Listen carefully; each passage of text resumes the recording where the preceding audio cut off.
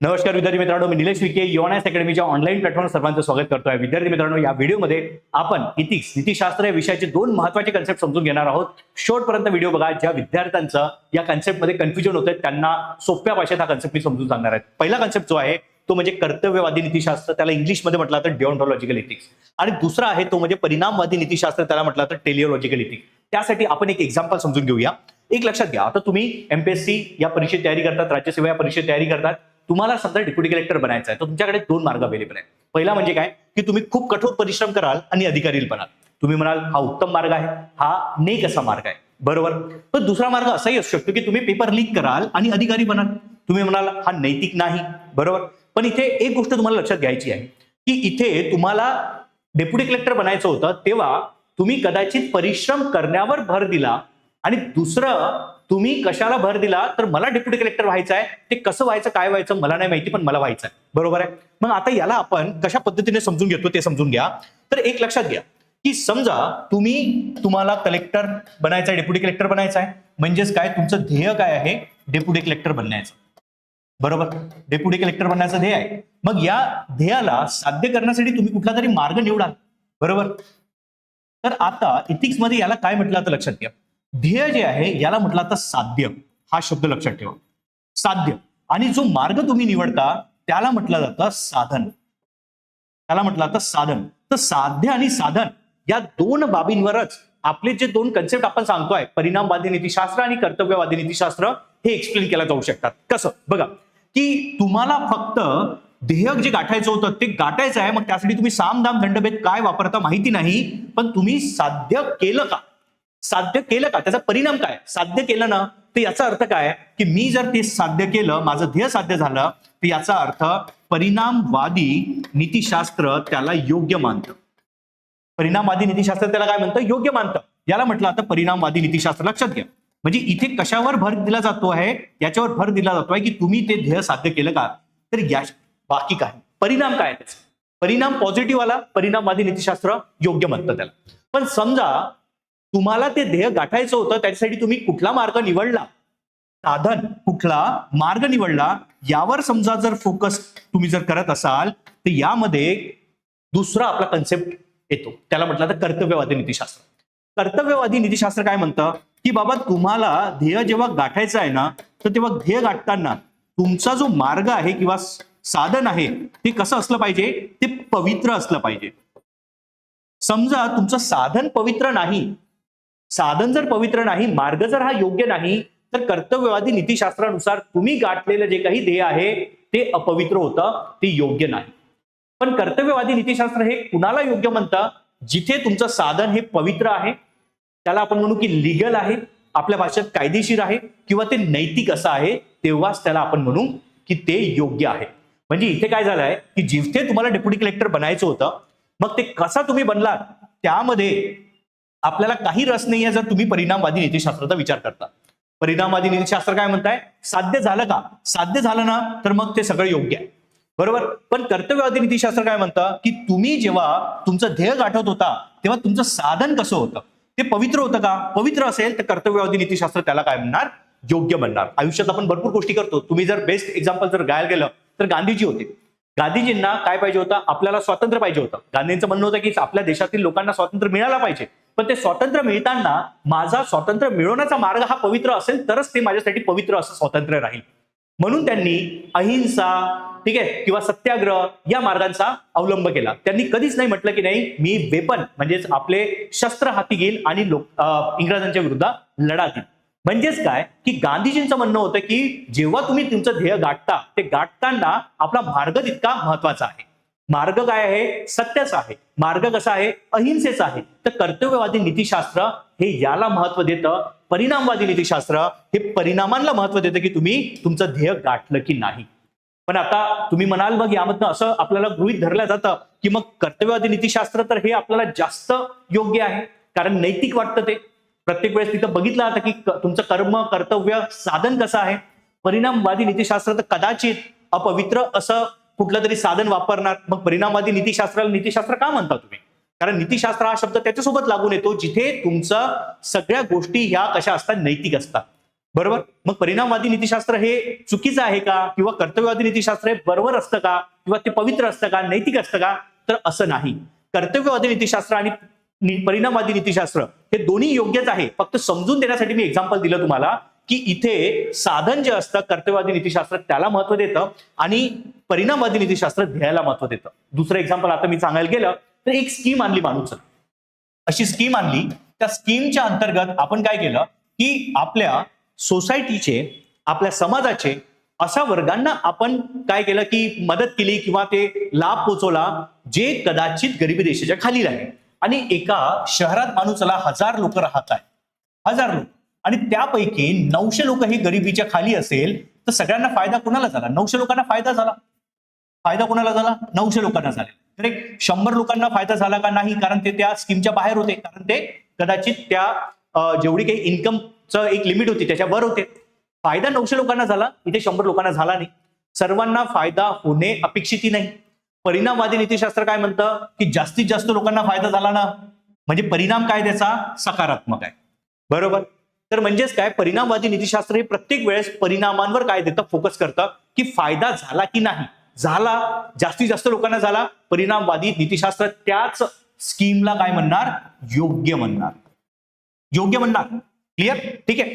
पण समजा कर्तव्यवादी नीतिशास्त्र चुकी म्हणू शकतं. कसं? कारण कर्तव्यवादी नीतिशास्त्र म्हणणार की तुम्ही जी स्कीम आणली ती भेदभाव करणारी होती. एज्युकेशन सारखी सिस्टीम, म्हणजे समजा माणूस आला की ही जी काही स्कीम होती ती एज्युकेशनची होती. एज्युकेशन सारखी गोष्ट ही फक्त आणि फक्त 900 लोकांना आणि 100 लोकांवर अत्याचार करत आहे किंवा त्यांना न्याय नाही मिळत आहे. मग अशा याच्यात कर्तव्यवादी नीतिशास्त्र काय म्हणणार? जो मार्ग आपण वापरला म्हणजे ती स्कीम ती एका प्रकारे अन्याय करणारी होती. याचा अर्थ 100 लोकांवर काय झाला? अन्याय झालेला. करेक्ट? तर सांगायचा अर्थ एकच आहे की बाबा कर्तव्यवादी नीतिशास्त्र तुमचं साधन जे वापरलं चाललंय ते कसं आहे, ते योग्य आहे की नाही यावर जास्त लक्ष केंद्रित करतं आणि त्यालाच नैतिक असलं पाहिजे असं ते काय करतं? आग्रह धरतं. पण परिणामवादी नीतिशास्त्र कशावर फोकस करतं? तर ते करतं परिणाम काय आलेला आहे, त्याचं ध्येय साध्य झालं की नाही. क्लिअर? आता पुन्हा एकदा आपण त्यातला फरक अजून चांगल्या पद्धतीने समजून घेऊया. पण आता इथे काही बेसिक तुम्हाला अंडरस्टँडिंग करून देतो की परिणामवादी नीतिशास्त्रानुसार एखाद्या कृतीची नैतिकता ही त्या कृतीच्या परिणामांवर म्हणजेच कॉन्सिक्वेन्सेसवर अवलंबून असते. जर कृतीचे, इथे महत्वाचं आहे, जर कृतीचे परिणाम चांगले, हितकारक किंवा जास्तीत जास्त लोकांच्या कल्याणासाठी असतील तर ती कृती नैतिक मानली जाते. जसं आता याच्यापूर्वी मी एक्झाम्पल दिलं त्या स्कीमचं. जास्तीत जास्त लोकांना ते काय झालं? हितकारक आहे, परिणाम चांगले आहे. मग ते परिणामवादी नीतिशास्त्रानुसार ती जी कृती होती, ती जी स्कीम होती ती काय आहे? योग्य आहे. कर्तव्य आधारित नीतिशास्त्र काय म्हणतं? कर्तव्यवादी नीतिशास्त्र काय म्हणतं की कर्तव्यवादी नीतिशास्त्रानुसार एखाद्या कृतीची नैतिकता तिच्या परिणामांवर नव्हे तर कृती मागीलचे कर्तव्य आहे, म्हणजे तुम्ही जे काही कर्तव्य पार पाडता आहात त्यानंतर त्याचे नियम, तत्वे आणि नैतिक बंधनावर अवलंबून आहे. की तुम्ही जे काही कृती करता, तुम्ही जे काही साधन वापरता आहात ते किती नियमात बसतं की नाही, ती तत्वानुसार योग्य आहे की नाही किंवा नैतिक आहे की नाही यासारखी बंधन त्यावर असतात. बरोबर. योग्य कृती म्हणजे जी जी नैतिक नियमांचे पालन करते जरी तिचे परिणाम अनुकूल नसले तरी. म्हणजे एखादी गोष्ट करताना तुम्हाला जर तुमचं ध्येय साध्य होत जरी नसलं पण तुमची कृती जरी योग्य असली तरी पण तुम्ही केलेलं जे काही प्रयत्न आहे तो कर्तव्यवादी नीतिशास्त्रानुसार योग्यच असणार आहे. कळतंय तुम्हाला? क्लिअर? पुढलं बघूया. अजून थोडा फरक तुम्हाला समजून सांगतोय. टेलिलॉजिकल येथील परिणामवादी नीतिशास्त्रावर मग काय आहे? कृतीपेक्षा परिणामांना अधिक महत्व दिलं जातं. हे लक्षात ठेवा. कृती म्हणजे काय? कृतीचे पावित्र्य, कृतीचं चांगले, नैतिकता ही चेक केला जात नाही. इथे कशाला महत्व आहे? परिणामांना अधिक महत्व दिलं जात आहे.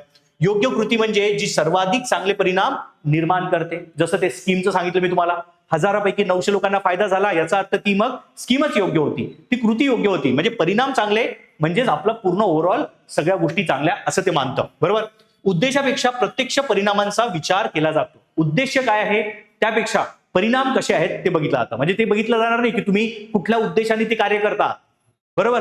तर मग ते उद्देश कदाचित अपवित्र असलं तरी चालेल पण तुमचा रिझल्ट काय आहे, एंड रिझल्ट जो तुमचा पॉझिटिव्ह आहे तो योग्य आहे, परिणाम योग्य आहे, नैतिक मग मानला जातो. क्लिअर? पुढे सामाजिक कल्याण, आनंद आणि हितसंबंध यावर भर दिला जातो. याच्यामध्ये मोठ्यात मोठं जे काही सामाजिक कल्याण आहे, जास्तीत जास्त लोकांना फायदा, सामाजिक कल्याण, लोक आनंदी झालेत, लोकांचे हितसंबंध जपले गेले तर परिणामवादी नीतिशास्त्रानुसार ती केल्या गेलेली कृती काय आहे? योग्य आहे. उदाहरण जर बघितलं तर कोविड-19 लॉकडाऊन मध्ये आपल्याला माहिती आहे काही व्यक्तींच्या स्वातंत्र्यावर मर्यादा आल्या. कशा? काही लोकांना कदाचित व्यवसाय करायचा होता पण करता आला नाही, कारण त्यावर त्यांचं घर चालत होतं. पण ती जी काही निर्णय घेतला गेला कोविड-19च्या काळात, तो कशासाठी होता? लोकांच्याच आरोग्यासाठी होता, बरोबर. पण त्यामुळे काय झालं की जे कंप्लीट लॉकडाऊन लागलं त्यामध्ये काही असे माणूस आला की हातगड्यांवर व्यवसाय करणारे जे व्यावसायिक होते, दिवसाचे पैसे कमवायचे आणि रात्री त्यांच्या घरचा चूल जळायची. तर मग अशा याच्यात त्यावेळेस जे काही व्यक्तींच्या स्वातंत्र्यावर मर्यादा आल्या, परंतु मोठ्या प्रमाणावर लोकांचे काय झाले? प्राण तर वाचले ना. म्हणजे आपण असं म्हणू शकत नाही परिणामवादी नीतिशास्त्रानुसार ही केली गेलेली कृती योग्य आहे.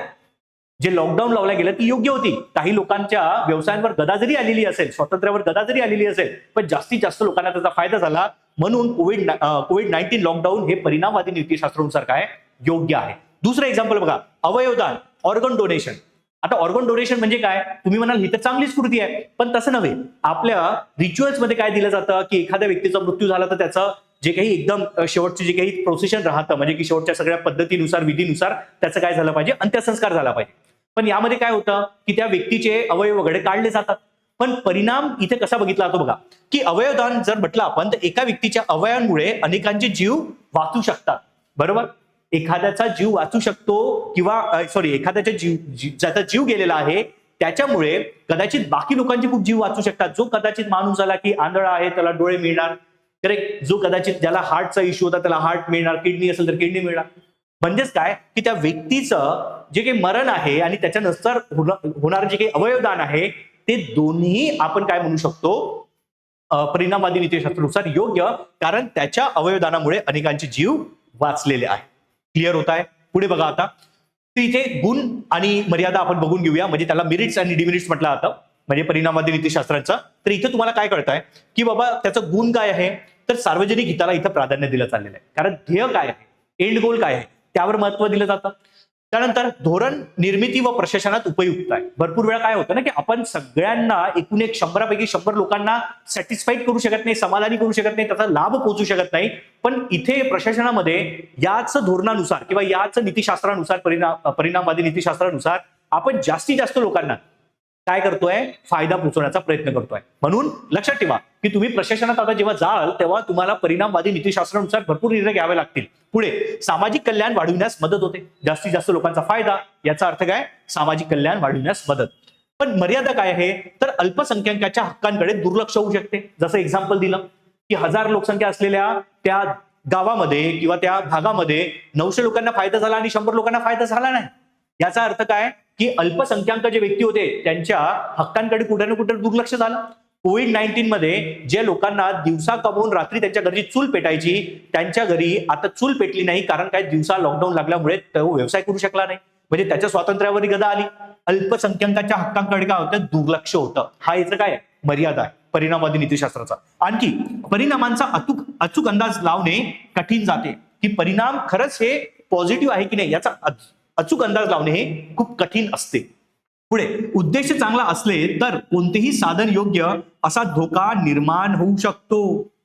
याचा अर्थ एखादी स्कीम आणली, ती स्कीम कदाचित माणूसाला की इलेक्शन काळामध्ये त्यांना स्वतःना फायदा पोहोचवण्यासाठी आली असेल एखाद्या पार्टीला, त्या पार्टीने समजा सरकारने समजा जर स्कीम आणली आणि त्यांनी म्हटलं की बघा आम्ही जास्तीत जास्त लोकांसाठी फायदा करून दिलेला आहे, पण त्याचा उद्देश काय होता?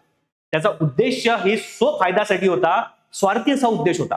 दिसताना परिणामवादी नीतिशास्त्रानुसार त्यांनी काय सांगितलं की आम्ही जास्तीत जास्त लोकांचा फायदा करण्यासाठी ती स्कीम आणलेली आहे, पण स्वतःसाठी ती आणली गेलेली होती. याचा अर्थ काय आहे की तुम्ही जरी म्हटलं की त्याचा परिणाम सक्सेसफुल झालेला आहे म्हणून ती योग्य कृती होती, पण त्याच्या मागचा उद्देश हा काय होता? हा अनैतिक होता.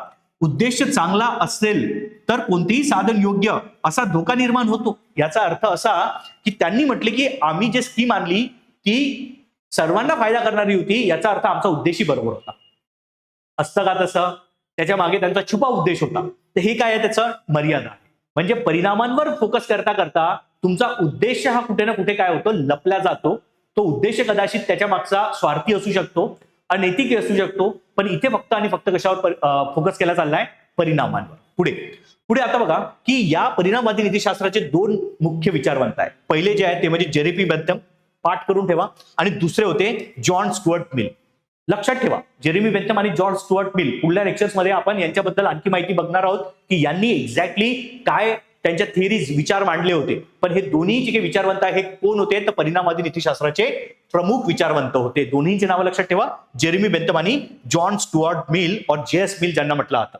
पुढलं जे नीतिशास्त्र आहे ते म्हणजे काय, कर्तव्य आधारित नीतिशास्त्र, डिओन्टॉलॉजिकल इथिक्स. यामध्ये तुम्हाला काय सांगितलं मी तुम्हाला, की कर्तव्य, साधन, तुमचा मार्ग हा पवित्र असला पाहिजे असं कर्तव्यवादी नीतिशास्त्र सांगतं. मग प्रमुख वैशिष्ट्य काय आहे, यामध्ये कर्तव्य म्हणजे तुमची ड्युटी आणि नैतिक नियमांना इथे प्राधान्य आहे. परिणाम तुमचा पॉझिटिव्ह निगेटिव्ह आम्हाला माहिती नाही, पण इथे काय महत्वाचं आहे, तुमचा मार्ग खूप महत्वाचा आहे. मार्ग योग्य असला तरच तुमचं साधलं गेलेलं ध्येय हे पवित्र असं कोण म्हणतं, कर्तव्य आधारित नीतिशास्त्र. परिणामांपेक्षा कृतीचे स्वरूप आणि हेतू महत्वाचा आहे. कुठल्या हेतूने ते एखादं स्कीम आणल्या गेली, एखादी बाब राबवल्या गेली, करेक्ट, तर त्याचे कृतीचे स्वरूप आणि हेतू हे महत्वाचं आहे या नीतिशास्त्राच्या अंतर्गत. नैतिक तत्वांचे सार्वत्रिक पालन, याच्यामध्ये जे नैतिक तत्व आहे हे सार्वत्रिक पालन होतं, कारण तुमचा मार्गच आपण काय निवडतो, नैतिक निवडतोय. क्लिअर. पुढे, योग्य तेच करा, परिणाम काही असो. तुम्हाला योग्य तेच करायचं आहे, परिणाम काही असला तरी चालेल. ठीक आहे, त्याचं कदाचित नुकसानही होईल पुढे जाऊन त्या कृतीमुळे, पण योग्य तेच करावं असा फोकस आपला कर्तव्य आधारित नीतिशास्त्राच्या अंतर्गत असतो. उदाहरण बघवा, अशोक खेमका IAS. वारंवार बदल्या होऊनही नियमांचे पालन आणि भ्रष्टाचाराविरोधातील भूमिका कायम ठेवली. त्यांचा परिणामावर त्यांनी भर दिला का, त्यांना माहिती होतं की मी समजा गव्हर्नमेंटला मान्य किंवा गव्हर्नमेंटला खुश करण्यासाठी जर काम केलं तर कदाचित माझ्या बदल्या कमी होतील. पण दुसरीकडे त्यांनी काय म्हटलं की ते माझ्या कर्तव्याच्या विरुद्ध आहे, ते अनैतिक आहे. गव्हर्नमेंट म्हणते म्हणून ते नियम बाह्य गोष्टी कराव्या हे मला पटण्यासारखं नाही. मी माझ्या कर्तव्याला जपणार, मी माझ्या योग्य ते साधन नैतिक असं साधनाला महत्व देणार, मग त्याचा परिणाम म्हणजे माझ्या ट्रान्सफर झाला तरी चालेल. बरोबर. म्हणून त्यांनी काय केलं, त्यांच्या मार्गाला जास्त महत्व दिलं. त्यांचा परिणाम बदला होत होता तरी त्याला तितकंसं महत्व त्यांनी दिलं नाही. तर हे आहे कर्तव्य आधारित नीतिशास्त्र. पुढे त्याचा आपण गुण आणि मर्यादा बघून घेऊया, मेरिट्स आणि डिमेरिट्स. तर मानवी हक्क आणि प्रतिष्ठेचे संरक्षण इथे होते. कारण इथे कसं आहे ना, एखादी स्कीम आणण्यासाठी बघितलं आता की स्कीम आणताना मानवी हक्क जपल्या चालले आहे की नाही, प्रतिष्ठा जपल्या चालली आहे की नाही. म्हणून त्या कारणाने काय होतं, कर्तव्य आधारित नीतिशास्त्र हे मानवी हक्क आणि प्रतिष्ठेचे काय करतं, संरक्षण करतं. नैतिक निर्णयांमध्ये सुसंगता आपल्याला पाहायला मिळतं. कारण राबवल्या चाललेली एखादी गोष्ट, केल्या चाललेली एखादी ऍक्शन ही काय असतं, नैतिक असतं. मग नैतिक निर्णयांमध्ये सुसंगता आपल्याला पाहायला मिळतं. पुढे न्याय, प्रामाणिकपणा आणि उत्तरदायित्वाला इथे प्रोत्साहन आहे. म्हणजे की तुमचं कृती करतानाच तुम्ही न्याय कराल की नाही हा पहिले विचार घेतला जातो विचारात. त्यानंतर तुमचा प्रामाणिकपणा त्याच्यात आहे की नाही, आणि उत्तरदायित्व म्हणजेच काय की मी केलेल्या कार्याला उत्तरदायित्व असेल हा त्याच्यात काय असतो, विचार असतो. म्हणजे नैतिक असा विचार घेऊनच तुमचं ते काय आहे, एखादं कार्य केलं जातं, कर्तव्य पार पाडलं जातं. पुढे मर्यादा काय आहे, परिणामकडे दुर्लक्ष होऊ शकतं. कसं, कारण एखादी गोष्ट समजा जर आपण फक्त आणि फक्त कर्तव्य आधारित नीतिशास्त्राच्या आधारे करायला गेलो तर खूप वेळा परिणाम त्याचे निगेटिव्ह येतात आणि खूप वेळा हे प्रॅक्टिकल नसतात, इम्प्रॅक्टिकल आहे. कारण आता अशा याच्यात आपण म्हणू की 100रांचाही फायदा झाला पाहिजे अशी स्कीम करून घ्यावी, पण ते 100रांचा फायदा होऊ शकत नाही. म्हणून आपण कर्तव्य आधारित नीतिशास्त्रानुसार तर ती स्कीमच राबवली नाही, तर कदाचित मग ज्यांना फायदा होणार होता 90 लोकांना तेही वंचित राहतील. बरोबर. म्हणजेच काय की इथे कर्तव्य आधारित नीतिशास्त्र जेव्हा खूप जास्त तुमच्या आपण म्हणतो ध्येयाला किंवा कर्तव्याला फोकस करतं, तशा वेळेस जो होणारा कदाचित बहुसंख्यकांना फायदा आहे तोही होत नाही, आणि अल्पसंख्याकही हे काय राहतात, तुम्हाला आपण म्हणतो वंचित राहतात आणि बहुसंख्यही वंचित राहतात. बरोबर. पुढे दोन कर्तव्यांमध्ये संघर्ष झाल्यास निर्णय कठीण होतो. भरपूर वेळा काय होतं की जेव्हा कार्य करायचं आहे तेव्हा दोन संघर्षामध्ये काय होतं, तुमचा संघर्ष निर्माण होतो दोन मूल्यांमध्ये. तर मग अशा याच्यात काय होतं की तुम्हाला निर्णय कठीण होऊन जातो, म्हणजे तुम्ही स्टक होऊन जाता. क्लिअर. पुढे कठोर निर्णयामुळे व्यवहार्य अडचणी निर्माण होऊ शकतात. कठोर नियम म्हणजेच काय, कर्तव्य आधारित नियम, त्यालाच आपण म्हणतो की योग्य तो मार्ग, नैतिक असा मार्ग. मी जर सांगितलं व्यवहार की प्रॅक्टिकलिटी कमी होते. म्हणजे एखादी स्कीम ही सगळ्यांना फायदा होईलच तेव्हा आणावी असा जर तुमचा जर विचार असेल, म्हणजे ती न्याय अशी असली पाहिजे, सगळ्यांना फायदा होईल तेव्हाच आणावी, तर अशा याच्यात तुम्ही अशी स्कीम आणूच शकत नाही किंवा ते राबवलंच जाणार नाही कधी की ज्याच्यामुळे कदाचित 90 लोकांना फायदा झाला असता आणि 110 लोकांना फायदा झालाही नसता. म्हणजे त्यामुळे टोटल 100 लोकांनाही फायदा झाला नाही, इम्प्रॅक्टिकली होऊन जाईल. क्लिअर. तर हे काही याचे गुण आणि दोष आहे हे तुम्हाला लक्षात ठेवायचे. पुढे कर्तव्य आधारित नीतिशास्त्राचं सगळ्यात मोठं नाव जे कोणी असेल ते म्हणजे आहे इमॅन्युअल कांट. इमॅन्युअल कांट यांनी हा जो काही कन्सेप्ट आहे कर्तव्य आधारित नीतिशास्त्र, त्यालाच आपण कर्तव्यवादी नीतिशास्त्र म्हणतो, हा दिलेला आहे. आणि यांनाच घेऊन मग पुढे आपल्या देशामध्ये जर कोणी व्यक्ती दिसत असेल ते होते महात्मा गांधी. महात्मा गांधी ही कर्तव्य आधारित नीतिशास्त्राचे काय होते, प्रपोनंट होते किंवा त्यांना ते समर्थन करायचे. जसं मी एक्झाम्पल म्हणून सांगितलं तुम्हाला की जेव्हा त्यांना स्वातंत्र्य पाहिजे होतं तर ते कशाचा आग्रह त्यांनी धरला? सत्याग्रह आणि अहिंसेचा. म्हणजे त्यांचं म्हणणं होतं की मला स्वातंत्र्य हे बंदुकीच्या टोकावर नाही पाहिजे. ठीक आहे, मला हिंसेवर स्वातंत्र्य नाही पाहिजे, तर मला स्वातंत्र्य पाहिजे योग्य त्या मार्गाने. म्हणजेच काय? अहिंसा आणि सत्याग्रह. म्हणून हे दोन नावं लक्षात ठेवा. महात्मा गांधी भारतीय स्कोपमध्ये आणि जागतिक लेवलला जर म्हटलं तर इमॅन्युअल कांट. आपण पुढे जाऊन याचा अभ्यास करणार आहोत, पण हे नाव तुम्हाला लक्षात ठेवायचं आहे कर्तव्य आधारित नीतिशास्त्राचं. आता यामध्ये त्याच गोष्टी आपण इथे कम्पेअर केलेल्या आहेत आणि इथे 5 मिनिटात आपण हे लेक्चर एंड करूया. तिथं लक्षात घ्या की तुलनेचा आधार दिलेला आहे कर्तव्यवादी नीतिशास्त्र आणि परिणामवादी नीतिशास्त्र. आपण कम्पेअर करूया. मूलभूत संकल्पना काय? कर्तव्यावर यावर भर दिला जातं. म्हणजे कृती योग्य आहे कारण नैतिक कर्तव्य आणि तत्वांशी जे सुसंगत आहे. म्हणजे मी एखादी कृती करतो आहे ती नैतिक होती म्हणून ती कृती सगळं केलेलं कार्य योग्य आहे असं कर्तव्यवादी नीतिशास्त्र म्हणतं. पण परिणामवादी नीतिशास्त्र काय म्हणतं? तर परिणामवादी हे कशावर भर देतं? परिणामांवर. तर परिणाम कृती योग्य आहे कारण तिचा परिणाम चांगला आहे, लोककल्याणकारी आहे. म्हणजे जास्तीत जास्त लोकांना त्याचा फायदा होतो आहे म्हणून ती कृती केल्या गेलेली कृती योग्य आहे, त्याचा परिणाम चांगला होता म्हणून कृती योग्य आहे. क्लिअर? पुढे मुख्य केंद्रबिंदू कशावर आहे? साधन, मार्ग. कुठला मार्ग तुम्ही वापरला? नैतिक नियम, की तो एखादी गोष्ट करताना तुम्ही नैतिक नियम पाळले की नाही. पण इथे काय आहे? साध्य, परिणाम, की इथे तुमचं साध्य झालं की नाही, तुम्हाला ते मिळालं की नाही, परिणाम त्याचा कसा आहे? सकारात्मक आहे का? तर मग ते योग्य आहे. क्लिअर? पुढे मुख्य प्रश्न इथे काय विचारला जातो? किंवा तुम्ही असं म्हणू शकता की कर्तव्यवादी नीतिशास्त्र हे कुठला प्रश्न विचारतं जेणेकरून ती एखादं केलेलं कर्तृत्व किंवा कृत्य योग्य आहे की नाही. तर माझे कर्तव्य काय? माझे कर्तव्य काय म्हणजे काय? एखादी ड्युटी करताना मी ती करताना नैतिकता पाळावी का? मग ते कर्तव्य आहे काय माझं, म्हणून ती केल्या गेली पाहिजे. पुढे इथे काय आहे? सर्वोत्तम परिणाम कोणता असेल? इथे परिणामांचा विचार केला जातो, कर्तव्याचा नव्हे. तर परिणामांचा विचार केला जातो म्हणून काय केलं तर जास्तीत जास्त फायदा होईल असा इथे प्रश्न विचारला जातो. क्लिअर? पुढे नैतिक निर्णयांचा आधार इथे कर्तव्य, नियम व तत्वांचे पालन यावर फोकस केला जातं. इथं परिणाम, कल्याण आणि सार्वजनिक हित यावर जास्त फोकस केला जातो. पुढे प्रमुख विचारवंत जसं आपण बघितलं इमॅन्युअल कांट हे होते. इथे कोण आहेत? जेरेमी बेंथम आणि जे.एस. मिल. हे दोन्ही नाव लक्षात ठेवा. पुढे जाऊन तुम्हाला इथिक्स मध्ये हे नाव वारंवार वाचायला मिळणार आहे. विचारवंत यांच्यावरती आपल्याला अभ्यासायचा आहे. एमपीएससी प्रशासनातील उदाहरण जर सांगायचं झालं, ठीक आहे, तर बघा, तर राजकीय दबाव असला तरी तहसीलदाराने नियमानुसार पात्र लाभार्थ्यांची निवड करणे कारण निष्पक्षपणे कर्तव्य पार पाडणे महत्वाचं आहे. म्हणजे राजकीय दबाव आहे की तू माझ्या भाच्याला काय कर, फायदा पोचव किंवा माझ्या गावातल्या लोकांना फायदा पोचव. पण तुम्ही काय म्हणता? नियम काय म्हणतो? जे पात्र आहेत त्यांना द्यायचं आहे. बरोबर? त्याचा परिणाम कदाचित असाही होऊ शकते की तुमची ट्रान्सफर होणार कारण तुम्ही राजकीय दबाव जुमानला नाही. पण तुम्ही कशाला महत्व दिलं? तुम्ही नियमाला महत्व दिलं, तुम्ही न्यायाला महत्व दिलं. जे खरे लाभार्थी मी त्यांनाच देणार, म्हणजे न्याय करणार. बरोबर? राजकीय दबाव कदाचित तुम्ही जुमानला नाही, त्याचा होणारा परिणाम तुम्ही जुमानला नाही. परिणामांपेक्षा तुम्ही कशाला महत्व दिलं? तर नियमांना महत्व दिलं. क्लिअर? म्हणून कर्तव्यवादी नीतिशास्त्र नुसार ही योग्य कृती आहे. परिणामवादी नीतिशास्त्र काय म्हणतं की दुष्काळात मर्यादित टँकर उपलब्ध असताना सर्वाधिक गरजू गावांना प्राथमिक पाणी देणे कारण त्यातून अधिक लोकांचे कल्याण होईल. याचा अर्थ असा की तुम्हाला एका लाईननी 10 गाव आहेत मानून चला. 10 गावापैकी 5व्या आणि 6व्या नंबरचं गाव हे खूप जास्त दुष्काळग्रस्त आहे. आता पाणी देताना दुष्काळ तर पडलेला आहे, तुम्ही पहिल्या गावाला दुसऱ्या गावाला देऊ शकले असते, पण तुम्ही 5व्या आणि 6व्या गावाला दिलं तर तुम्ही काय म्हणाल? हे चुकीचं झालंय. पहिल्या दुसऱ्या गावाला का नाही दिलं? दुष्काळ तर सगळीचकडे पडलाय.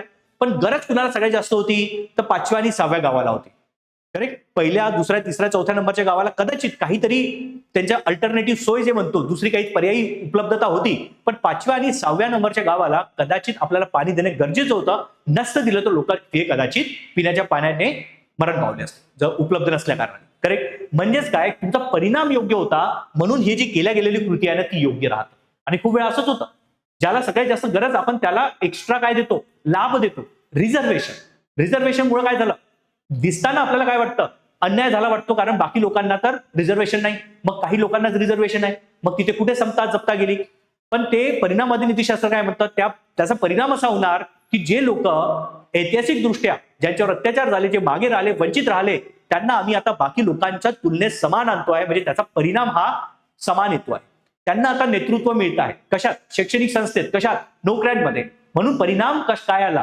कदाचित करताना तुम्हाला ती कृती अन्यायकारक वाटली, पण त्याचा परिणाम हा काय आहे, सकारात्मक आहे, म्हणून परिणामवादी नीतिशास्त्रानुसार ते योग्य होतं. पुढील मुख्य मर्यादा काय आहे, अतिशय कठोर नियम पालनांकडे याच्यात आपल्याला काय करतं, लक्ष दिलं जातं. म्हणजे अतिशय कठोर नियम पालनामुळे परिस्थिती आणि परिणामांकडे दुर्लक्ष होऊ शकतं. खूप वेळा तुम्ही फक्त आणि फक्त कर्तव्यावर, तुम्ही केल्या जाणाऱ्या कृतीवर किंवा त्याच्या नैतिकतेवर लक्ष देता, तेव्हा मग तेव्हाची जी काही परिस्थिती आहे त्याला सॉल्व्ह करता येत की नाही, म्हणजे आपण म्हणतो ना ती प्रॅक्टिकलिटी तुम्ही कसं करता, लूज करून देता. बरोबर. अतिशय कठोर निर्णयामुळे परिस्थिती व परिणामकडे इथे दुर्लक्ष होऊ शकते. पण इथे जर बघितलं आपण तर चांगल्या परिणामांच्या नावाखाली नियम किंवा व्यक्तीच्या अधिकारांकडे दुर्लक्ष होऊ शकते. फक्त आणि फक्त बाबा सगळ्यांचं भलं होत आहे म्हणून ती स्कीम आणली, त्या कारणाने काय होतं की तुम्ही नावाखाली नियम आणि व्यक्तीच्या अधिकारांकडे खूप वेळा दुर्लक्ष होते. म्हणजे खूप वेळा परिणाम चांगला आहे म्हणून तुम्ही काय करता, ती एखादी बाब करासाठी जाता, अरे पण नियम पाळला गेले की नाही यावर लक्षच दिलं गेलं नाही. म्हणजे कर्तव्यवादी नीतिशास्त्र जे नियमांवर लक्ष देतं, ते परिणामवादी नीतिशास्त्र जे असतं त्यावर लक्ष देत नाही, ते परिणामांवर लक्ष देतं. मग नियम कदाचित त्याच्यामध्ये तोडले गेले तरी चालेल. बरोबर आहे, क्लिअर. तर अशा पद्धतीने तुम्हाला लक्षात ठेवायचं की कर्तव्यवादी नीतिशास्त्र आणि परिणामवादी नीतिशास्त्र यामधला फरक काय. तुम्ही हा टेबल लक्षात ठेवा आणि इतका टेबल जरी तुम्ही लिहू शकले ना तुमच्या उत्तर लेखनामध्ये, की जर प्रश्न असा आला की परिणामवादी नीतिशास्त्र आणि कर्तव्य आधारित नीतिशास्त्र किंवा कर्तव्यवादी नीतिशास्त्र यातला फरक सांगा, तुम्ही इतके पॉईंट जरी लिहू शकले ना तरी तुम्हाला योग्य ते मार्ग मिळतात. पण उदाहरणं लिहिणं खूप महत्वाचे असतात, लक्षात ठेवा. क्लिअर. तर आय होप की तुम्हाला या दोन्ही कन्सेप्ट मधला फरक कळालेला असेल. विद्यार्थी मित्रांनो, आपण अशाच प्रकारे आपल्या इथिक्स नीतिशास्त्र या बॅच मध्ये शिकवतो. तुम्हाला ही जर बॅच जॉईन करायची असेल तर आपल्या एओनएस अकॅडमीच्या ऍपला अवेलेबल आहे. मी स्वतः युपीएससीचे 4 मेन्स इंटरव्ह्यू दिलेले आहेत आणि मी तुम्हाला गाईड करतो आहे. आता तुम्हाला जर कॉल करायचा असेल तर माझा नंबर घ्या, 9403692940. यावर तुम्ही मला कॉल करून या बॅच बद्दल अधिक माहिती घेऊ शकता किंवा एओनएस अकॅडमीच्या ऍपमध्ये ऑलरेडी ती आपण दिलेली आहे, माफक दरात ठेवलेली आहे, तुम्ही तिथनं ती बॅच जॉईन करू शकता. आय होप की तुम्ही ही बॅच जॉईन कराल आणि जास्तीत जास्त तुम्हाला या बॅच मधला फायदा करून घ्याल. विद्यार्थी मित्रांनो, असाच आपला एक ग्रुप आहे टेलिग्रामचा, निलेश सर इथिक्स म्हणून, जिथे मी तुम्हाला महत्वाचे असे जे काही एक्झाम्पल्स असतात, उदाहरणे असतात, कन्सेप्ट असतात, त्याच्याबद्दलच्या नोट्स आणि बाकी इतर असं मार्गदर्शन करतो. तुम्हाला जर हा ग्रुप जॉईन करायचा असेल, हे चॅनल जॉईन करायचं असेल, तुम्ही या टेलिग्राम ग्रुपच्या QR कोडला स्कॅन करा आणि तो चॅनल जॉईन करा. पुढे विद्यार्थी मित्रांनो, इतर कुठल्याही सब्जेक्टसाठी एओनएस अकॅडमीचा आपला जे टेलिग्राम चॅनल आहे तुम्ही त्याला जॉईन करू शकता. त्यासाठी हा व्हिडिओ पॉज करा आणि या स्कॅनरला स्कॅन करून तुम्ही त्या ग्रुपला जॉईन होऊ शकता. तर विद्यार्थी मित्रांनो, आज आपण इथेच थांबतो आहे. आय होप की तुम्हाला हा जो कन्सेप्ट होता कर्तव्यवादी नीतिशास्त्र आणि परिणामवादी नीतिशास्त्र हे दोन्ही कळालेले असेल. अशाच व्हिडिओसाठी तुम्ही आपल्या YouTube चॅनलला सबस्क्राईब करा, या व्हिडिओला लाईक करा आणि जास्तीत जास्त मित्रांपर्यंत तो पोहोचवा. धन्यवाद विद्यार्थी मित्रांनो, आपण इथेच थांबतोय. पुढील व्हिडिओत आपण एक नवीन कन्सेप्ट घेऊन येणार आहोत. धन्यवाद.